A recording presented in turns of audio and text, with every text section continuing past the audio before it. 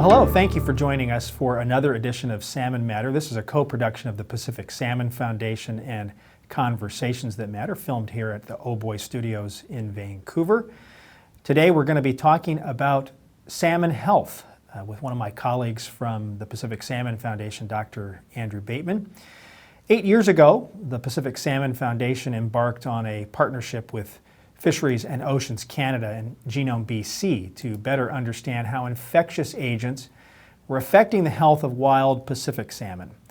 Naturally, this touched on the contentious topic of salmon farming, and of course, most salmon farming here in British Columbia is farming of Atlantic salmon in open net pens in our coastal waters, and the disease risk that might be posed to wild Pacific salmon from those farming operations. There was general suspicion that open net pen aquaculture operations were contributing to Pacific salmon declines, but the issue lacked scientific clarity. Research from that partnership that I mentioned between PSF, Fisheries and Oceans Canada, and Genome BC has confirmed that open net pen salmon farms do indeed pose a risk due to the transfer of parasites and other disease-causing pathogens between wild and farmed salmon. The findings prompted PSF to make a clear position that we believe that open net pen salmon farming in our waters needed to transition away from operating in the water where wild salmon and hatchery stocks of Pacific salmon could be impacted from a health perspective. Since then, our findings have informed decisions to phase out open net pen operations in the Discovery Islands and the Broughton Archipelago, both major migration routes for Pacific salmon. And in 2020, the federal government announced their commitment to transition away from open net pen facilities by 2025, a commitment that was again reflected recently in the federal budget that was announced. So joining me today is my colleague from the Pacific Salmon Foundation, Dr. Andrew Bateman, who is the Salmon Health Manager for our PSF Marine Science Program. Andrew, welcome to Salmon Matter. Thanks, Mike. Hi, nice to be here today. Well, it's good to see you, and I hope to actually see you in person sometime soon after we're through COVID. I know you've been busy. You also have a new baby there in the house, as well as your busy research agenda. Why don't you start things off by telling us a little bit about yourself personally, your background, education, what brought you to the kind of work that you're doing with us at the Pacific Salmon Foundation? Sure. Well, I grew up in Victoria, actually, and I did an undergraduate degree at the University of Victoria, where I focused on math and biology. So I'm sort of a mathematical biologist. After my time in Victoria, I went and did a PhD actually in the UK, and that was studying meerkats. So long way from salmon. They live in the deserts of South Africa, in the Kalahari. But the whole time I was in England doing my PhD, I kind of couldn't wait to get back to the trees and ocean and salmon. So for the last decade, really, since I finished my PhD, I've been working largely on salmon and other marine species, dabbled in killer whales, and that brought me to PSF. And so I've been working with PSF for coming on 3 years now. Okay, great, and we're delighted to have you. You've been a part of this research, as you said, for a few years, working very closely with Dr. Christy Miller-Saunders at the DFO, or Fisheries and Oceans Canada laboratories there in Nanaimo. Why don't we start at the very basic level of the definition of what does it mean when we talk about salmon health, and how does it play into, how does this research that you're doing around salmon health play into the overall context for how our Pacific salmon are doing? And I realize that anytime you ask how are our Pacific salmon doing, as scientists, this is a very difficult thing because it's a very complex web, very difficult to be generic, but do the best you can. Sure. Yeah, as you mentioned, how are salmon doing is a complicated question. Many populations are not doing well, as many of us know. The same is true of salmon health, really. It's a bit of a complex question. Some people would define health in general as being free of illness or injury. But that's pretty narrow definition, and really the idea of health needs to touch on multiple aspects of an individual's life, whether that's a salmon or whether that's a person or any other animal. And so really it needs to bring into consideration the environment in which in which salmon live, the challenges we face day to day, as well as infectious agents and possible injury, predation, that kind of thing. Not for humans, we're not getting predated. But so really we're trying to see what role health of the individuals and the populations play in the salmon declines that make the media from day to day. And for the Strategic Salmon Health Initiative in particular, we were really focused on infectious agents, so bacteria, viruses, and whether they might be causing disease, a state of ill health in salmon. Because there are viruses that even as people we can have a cold and we might not say we're diseased. A bit of a stuffy nose isn't necessarily a big deal, and some infectious agents might not cause any detriment to a human salmon. So the question of infection and disease is a bit nuanced sometimes. So we want to see, are those infectious agents playing a role in salmon declines? Obviously, as you mentioned in your introduction, there's a potential role that salmon farming operations are playing. Salmon farms are a large aggregation of salmon that aren't naturally in our coastal waters. And so they present an opportunity for the farm salmon to pick up disease, whether that's naturally occurring in the background of the marine environment anyway. But the real issue is that they may amplify that disease. It may spread on the farms, become amplified above background levels, natural levels, and then transfer to wild salmon. And that may then cause a problem for wild salmon. Within the Strategic Salmon Health Initiative, we actually went further than just a focus on disease. And we'll get to that when we probably talk about some of the technology that's been developed within the program. But we tried to scratch the surface more than that, get deeper into some elements of other challenges that salmon face. And that may be high water temperatures or low oxygen conditions, things like that. Those all feature into the idea of salmon health. Because it's this multifaceted idea, you may be infected with disease one day, or sorry, not disease. You may be infected with an infectious agent one day and not suffer disease. But another day, if the water's too hot, or you've just gone through a very stressful life event, like a large scale migration up or down our coast, then that same infectious agent may pose a problem in that different scenario. It's fascinating stuff, and you describe it so clearly, Andrew.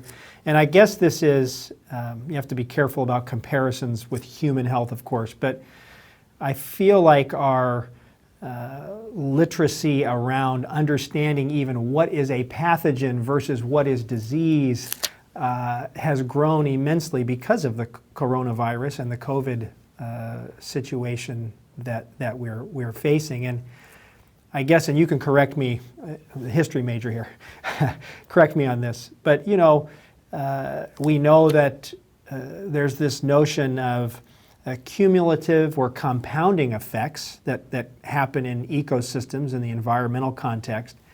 In other words, it's not any one thing that may necessarily be causing these declines in salmon, but certainly if we can hone in on understanding the various factors and certainly figure out the ones that humans can control in a more positive, proactive way, this is kind of where you're leading with this research in an applied way, correct?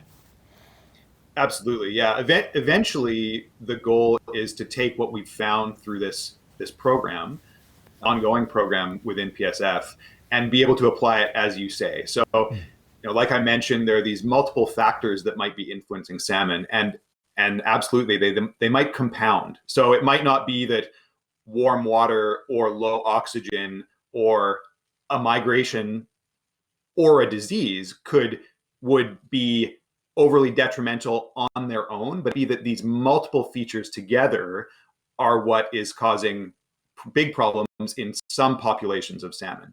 And like you mentioned, there are some things we can control. There are some things that we have much less control over.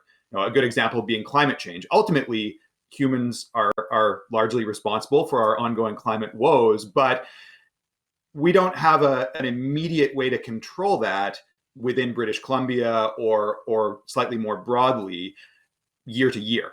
So we have to take that as a given and really try to manage the system that salmon face by tweaking things that we do have control over. Aquaculture being one of those, pollution being another, agricultural practices, etc. is an obvious one. And so finding the balance and what the best things to do in combination of within those things that we can control for the best possible outcomes for salmon health and salmon more broadly is really the name of the game. And there are parallels with human health, of course, too, in that the technology that scientists like you now have at your disposal can really significantly expand the knowledge of what is affecting health, the various factors that are out there. I often describe this project that we have, the Strategic Salmon Health Initiative, as being akin to the Human Genome Project.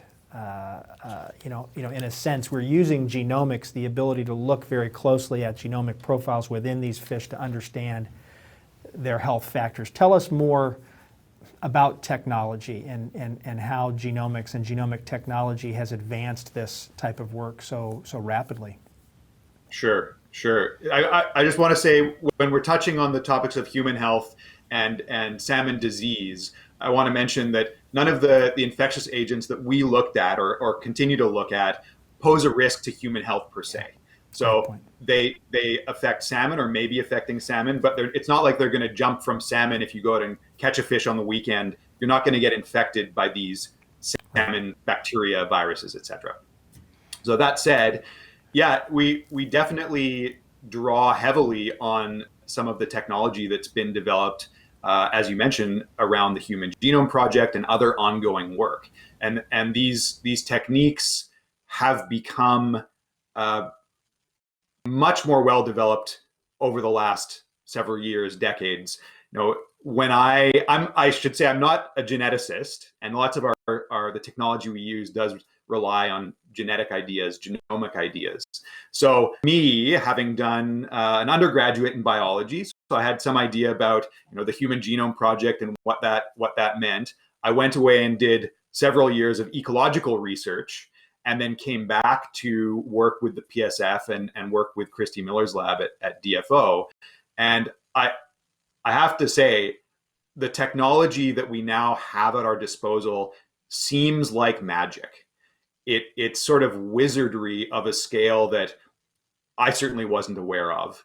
And some of this technology is pretty incredible. So I'll sketch out a few of the pieces that have become sort of our workhorses within the program, within the salmon health program. The key one that was the core element of the Strategic Salmon Health Initiative was a program to use, our technology to use genetic testing to screen for multiple different infectious agents within individual salmon. And it's really the technology that came out of the Human Genome Project that allowed us to do that at scale. So whereas the sort of old approach, the traditional approach would be to take a fish, take a sample of tissue from that fish, and if you wanted to say, is this agent here? Well, you might have to go and get a petri dish and swab the petri dish and culture the agent, see if you could find it. There's a bunch of other techniques you could use. If you wanted to use genetic techniques, you could run a genetic test for a single infectious agent. And if you wanted to test for multiple agents, you'd have to run test upon test upon test. Well, what the modern technology allows is what we would call high throughput approaches. So we can take a fish and we can screen it simultaneously for about 45 different infectious agents. And we can do that for about 100 fish all at the same time, which is pretty. So we have what we call these chips, and they go into a machine. They get loaded with fish samples. They get loaded with chemical reagents that allow the tests to occur. And on each one of these chips, we can run 10,000 approximately tests at a single go. And then we can use that information to ask questions about, okay, these fish are infected with one infectious agent or another. Now, how do we relate that to ecological setting, things we know about the fish when they were collected, et cetera? The other technology that we've developed as part of the program is the ability to take samples from those fish. So we, again, take fish tissue. And a traditional approach might be to take that tissue, slice it really thinly, put it on a microscope slide, and then look at it under a microscope. And you can do different things to illustrate different features of that tissue. So it might be a slice of liver, and you're looking to see if there's evidence of lesions, of signs of disease in that fish's liver. Well, with this new genetic technology, we can take that same sample and we can apply these kind of genetic tests, basically, and we can actually, rather than just looking at whether there's diseased tissue, whether there are signs of infection with a virus or a bacteria or certain parasites, we can actually visually identify the genes of the individual bacteria, parasites within the tissue. And we can see whether those genes of those infectious agents are co-localized in the same place as these potential lesions within the tissue. So it's a really powerful way to say, is there an infectious agent in this specific part of the fish? And is it tied to a sign of disease within that tissue? The third thing that the new genetic technology has allowed us to do is kind of go one step up. So we can say, are the infectious agents present? Are they affecting the fish tissue? And then we can ask questions of kind of the whole organism, the whole fish, more holistically, and look at patterns of what we call gene expression. So genes are the set of instructions to our cells. And the same is true of a human or a salmon. And when we face one challenge or another in the course of our lives, different sets of those genes may be turned on. Different switches are thrown within our cells that mean that the genes are turned on to different extents. We would say upregulated or downregulated within cells. And we can use this same high throughput technology to ask which are the genes within an individual fish that are turned on. And the thing we've done the most with that within the Strategic Salmon Health Initiative is to look at viral infections. So there are genes that are turned on within fish that are very clear indicators that the fish is infected with a virus. And so we can link up the infectious agent detection data with this gene activation information, and we can say it's infected with virus A, and it looks like it's suffering from infection. The really interesting thing we've been able to do is say, okay, this fish appears to be suffering from a viral infection or viral disease. We can't find any viruses in that fish. And then what we've been able to do then is dig down and use gene sequencing technology, again, leading on from the Human Genome Project. And we've actually sequenced the tissue in which we found the signal of that disease. And we've discovered brand new viruses that we didn't know about before using that approach. And so the SSHI and PSF have so far found 15 new viruses in just a few years using that approach. So it's pretty exciting scientifically. Potential big implications for salmon health and health and salmon populations generally. You do a wonderful job of describing this, Andrew. Now, one question I was going to ask you, when you talk about fish for people who may be somewhat new to this topic, tell us what were did you just look at Pacific salmon? Did you look at just wild. Tell us what were the range of salmon that were included in this genomic study? Well, there were a few different salmon species that we focused on, and for anyone who likes fishing for salmon or eating salmon in BC, you'll probably be aware that there you go, me too. You'll probably be aware that Chinook salmon, coho salmon, sockeye salmon are some of the kind of key species, and those are the focus on the Pacific salmon side. So from the wild salmon perspective, those were the three species that we mainly focused on and collected thousands and thousands of samples from various existing programs within DFO and other scientists collecting salmon samples up and down the coast. We looked at juvenile, Chinook, coho, and sockeye. We also collected adult fish, so a really wide range across those species. And then, like she also looked directly at farmed salmon. And within BC, the majority of farms are Atlantic salmon, come from the Atlantic Ocean, aren't native to BC. We developed some partnerships with the salmon farming industry and managed to get samples of fish from salmon farms, Atlantic salmon from salmon farms. We also looked a little bit, not quite as in detail, but at the Chinook salmon on salmon farms as well. So we had information from lots of different sources, and that's really one of the things that led to the power of the program and continues to help inform the program as we move forward. And there have been some very high-profile elements that have come out of this study. I wonder if you could talk about PRV, Piscine orthoreovirus. See, I never get it right when I try to do it. You'll get it correct. But PRV, which was a pretty significant finding that we had a couple of years ago, and what we've found and what we're concerned about in that context. Salmon farming and the issue of salmon health is a bit of a hot topic in BC right now, as many people will know. I think that boils down to the fact that people really care about salmon. Salmon are important for livelihoods, they're important culturally, they're important for ecology and the ecosystems around us. So it's controversial in many cases because there's just so much at stake for people. And PRV is a really good example of where the controversy seems to sort of boil at times. And it wasn't an initial target of the Strategic Salmon Health Initiative to focus on PRV in particular, but it had one of the infectious agents, one of the viruses that we've really spent a lot of time just because of the results that we started seeing. PRV is Piscine orthoreovirus. Say that 10 times fast.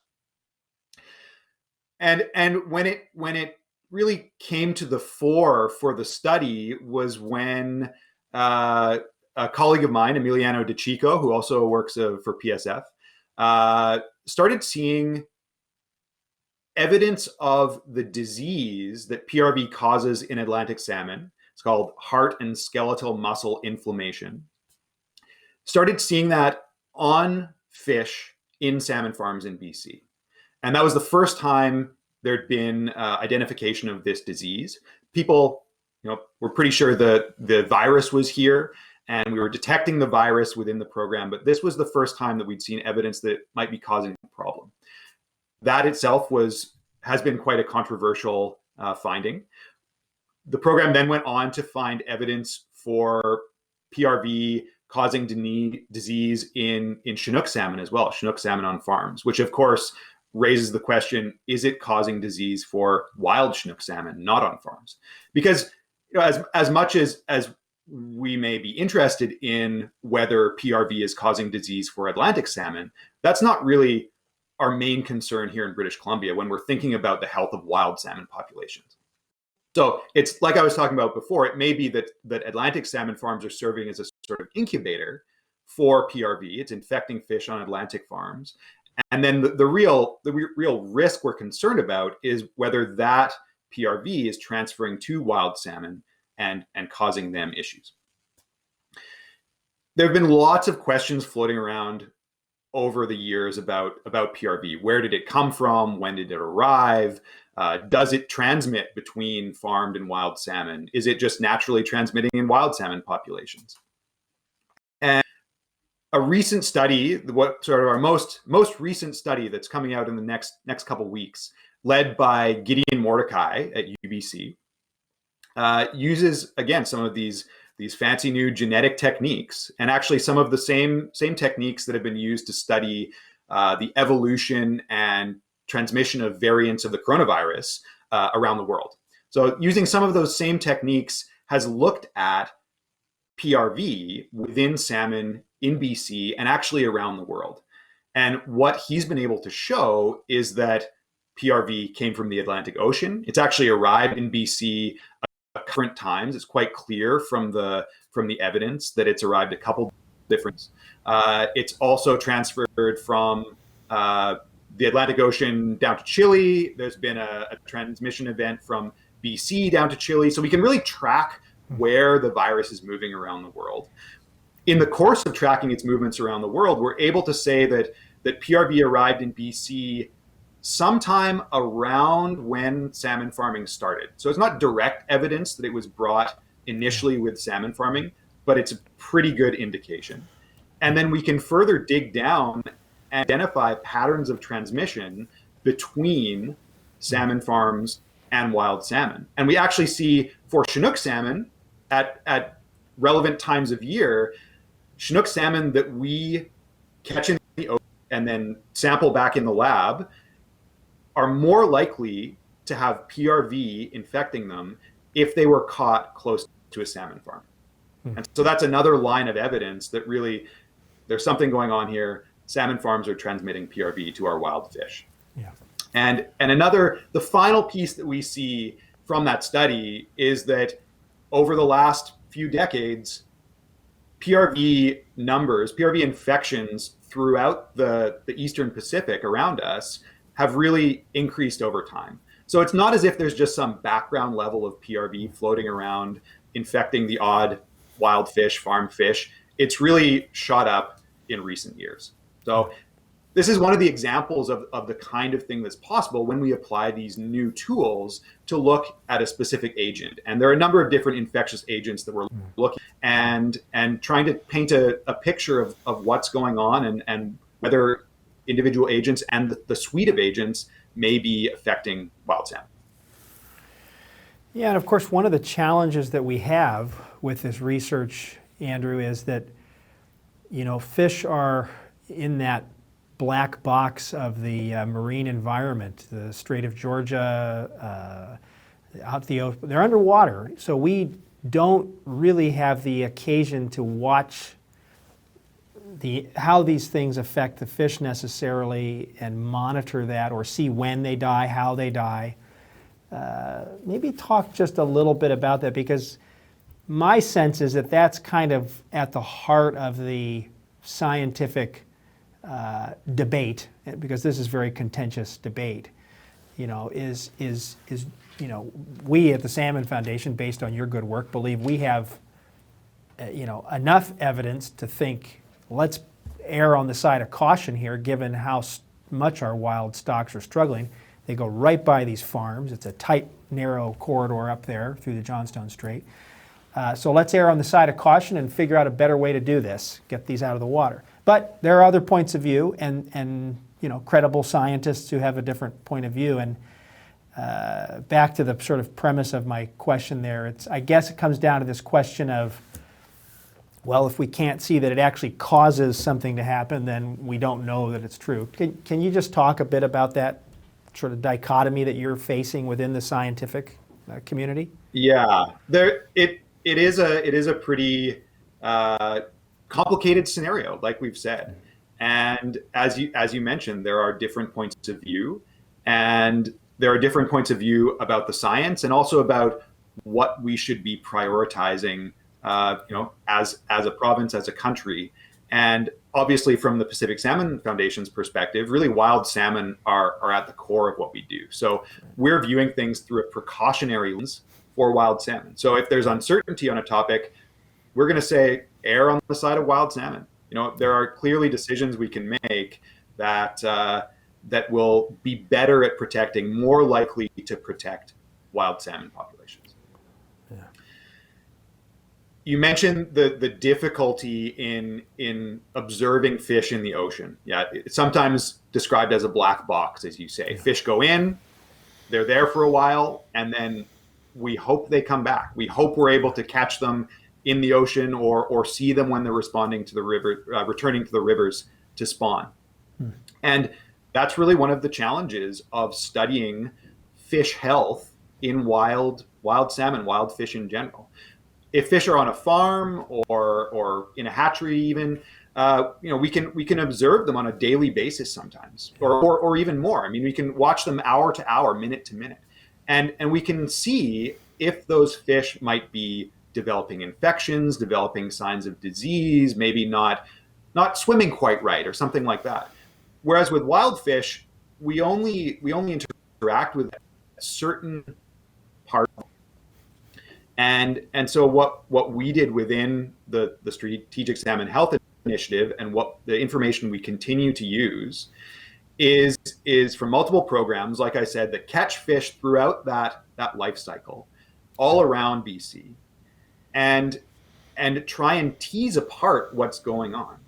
And so for fish on a salmon farm, say, disease might be manageable if you get a bacterial infection as a salmon, and the salmon farmers can treat that with antibiotics, then it might not affect you too much. Whereas for a wild salmon in that black of the ocean, a salmon that even has just a cold, so to speak, might be a little bit worse at swimming. It might be a little bit less able to find food. It might be a little bit less able to avoid a predator. And so what are manageable infections or diseases in the context of salmon aquaculture may pose much bigger challenges for wild salmon. Yeah. So what we've done at that kind of broad scale perspective, the coast-wide population level view of wild salmon, is tried to ask, okay, we see or we may not see one or another of these infectious agents, but are the levels of those infectious agents that we see in those wild populations related to the patterns of survival and return of spawners that we know from other studies? And what we see is there's a mixed bag. So some infectious agents seem to be absent, for one thing. Infectious agents are not tied to poor salmon returns or poor salmon survival. But for other infectious agents, we do see a link. And PRV is one of those. There are some other agents. One that I work on is Tenacibaculum maritimum. So it's a bacterial infection, bacterial agent that exists worldwide, actually, and infects a whole number of fish species. But what we've been able to identify recently is it looks like it has been infecting Fraser River sockeye as a result of salmon farming in the Discovery Islands. And we also see that it has some of these population level impacts or associations with population level effects for wild salmon up and down the coast. Now, I have a rule: when you use a 10-cent term, I always ask you to break it down to a nickel term. When you say population level effects, Sure. Help the history major and those out there who may not understand what that is. What does that mean? Sure. Yeah, I guess it's kind of a catch-all phrase, yeah, and a bit of a biologist phrase. Yeah. So when we think of salmon and we think of salmon health, of course, we can think of individual fish. So you can catch an individual fish in the ocean. It may be infected. It may be obviously diseased or not. But what we're really concerned about from a management and a conservation perspective is all of those individual fish together. And individual fish that come back to a specific river or river system to spawn, we usually think of those as a population. And one river may have a spawning population of Chinook. It may have a spawning population of pink salmon, coho salmon, etc. There's different species, different spawning areas, and these fish have differences that are important to people and to the ecology of the systems. And when we're talking about population level impacts, population level effects, what we're really worried about is whether those populations, those groups of spawning salmon within rivers or river systems, are healthy and able to sustain themselves. So if we see a decline year over year over year in the number of spawning salmon in some reach of the Fraser River or the Skeena or some other river system, that's cause for concern. And what we've been able to identify within the work at PSF is to say, in some cases, those declines year over year seem to be tied to infections with individual infectious agents. Okay, very helpful, Andrew. And of course, we know that, take sockeye in the Fraser River, for example. We've had the last 2 years, literally historic low, poor returns of those fish. And, going back, you were talking about the life cycle earlier. These salmon are so amazing and resilient. They have to go from the interior of BC through highly developed lower mainland, through the Strait of Georgia, up by the farms where we are hearing about these disease issues. And that's just kind of the beginning. They have to then go out to the open ocean, and depending on the species, can spend a couple of years out there. And we're hearing more and more from researchers about the challenges that are going on in the North Pacific, where the salmon are mixing together not enough food and warming waters. I just say all that to come back to that larger life cycle context, that when we do have sockeye, Chinook, coho, particularly the thing about the Fraser River, that are many of those stocks are in such difficult shape. This type of research to help pinpoint those things that we can take action on sooner rather than later to try to improve those returns. So I guess try to have a question out of this for you. We have seen some policy changes here that have been significant. The federal government has said we are going to transition pens out of the water by 2025. The provincial government has said that by next year, about this time next year, that they will have new standards for issuing tenures or rights to operate farms in our coastal waters, which will be based on salmon health, the precautionary approach essentially, making sure they don't do harm to salmon, and also the rights of First Nations to exert their authority and rights on decisions. And this, of course, is another area of contention. Many First Nations want the pens out, and then there are some nations who have relationships with the aquaculture industry and coastal communities that depend on the jobs. It's very complicated. We look after the wild salmon, that's our focus, and the health, and we've taken our position because of the science. But my question to you is, long wind up here, I'm sorry, Andrew. The question is from a policy perspective and informing the people that make decisions about fisheries and salmon and whether it be in Fisheries and Oceans Canada or First Nations or the British Columbia government. How do you see this type of research that you're doing improving and informing those types of decisions? And are you optimistic that people are embracing this type of new technology? Well, again, it's a complicated picture. Obviously, from PSF's perspective, as you say, we're focused on wild salmon, and from the fish health angle, we're really trying to do the best science that we can, provide the best evidence about how various stressors that affect fish health, salmon farms, but also, as I said, temperate oceans, other impacts fish may face, how those are affecting the fish that we love and rely on. But at the end of the day, it's not up to us to make those decisions about policy and directions economically and all these different things that as a nation, Canada, or as individual First Nations, we may need to make decisions about. So we can provide the best evidence we can, and that evidence really hopefully forms one part of the decision-making process that others in governments really, at the end of the day, have to make. moving forward, we're optimistic that what we've been finding and what we continue to find within the salmon health program at PSF and with our collaborators, Christy Miller, especially at DFO, but lots of others up and down the coast. We really hope that what we find can be used in a policy context, is relevant. We think it's relevant. There's some really exciting new tools that we've been developing over the years. Again, this is in collaboration with Christy Miller's lab at DFO. Really, she's the geneticist, genomicist engine that drives lots of this. And so, like I mentioned about the technology that allows us to detect, a viral disease in a state of viral disease in an individual salmon.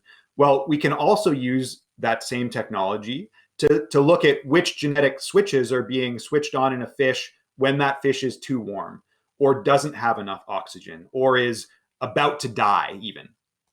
And so we can use this new toolkit, which we call the fit chip technology, and we can use this toolkit at our disposal to start asking more questions about these multiple sources of stress that salmon face throughout the course of their lives.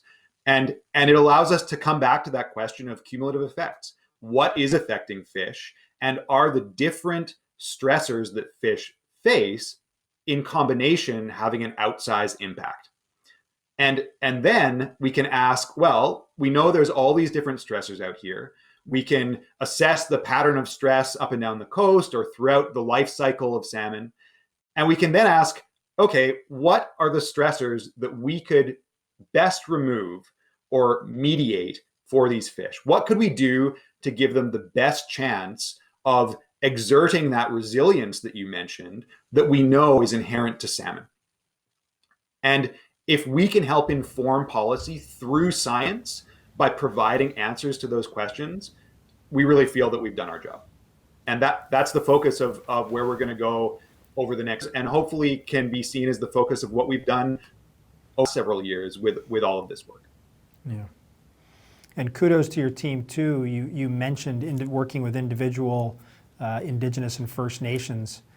We're invited by the First Nations in the Broughton Archipelago agreement to assist them with the scientific monitoring and technology side. And we have really, I think, to your credit and our Christy Miller's credit, Dr. Brian Riddle, our team with Genome BC DFO, I think that we've advanced this knowledge quite a bit. And I'm very keen to see where it goes in the future, particularly in the context of climate change. When you talk about the fit chip that you just shared, the kind of the future of the program, to be able to look at a variety of other stressors that we think are there, but we may not know much about. Andrew, before we close up here, I really appreciate your time. Anything that I didn't ask that you'd like to share with folks that are watching Salmon Matter? Any other topics you want to talk about?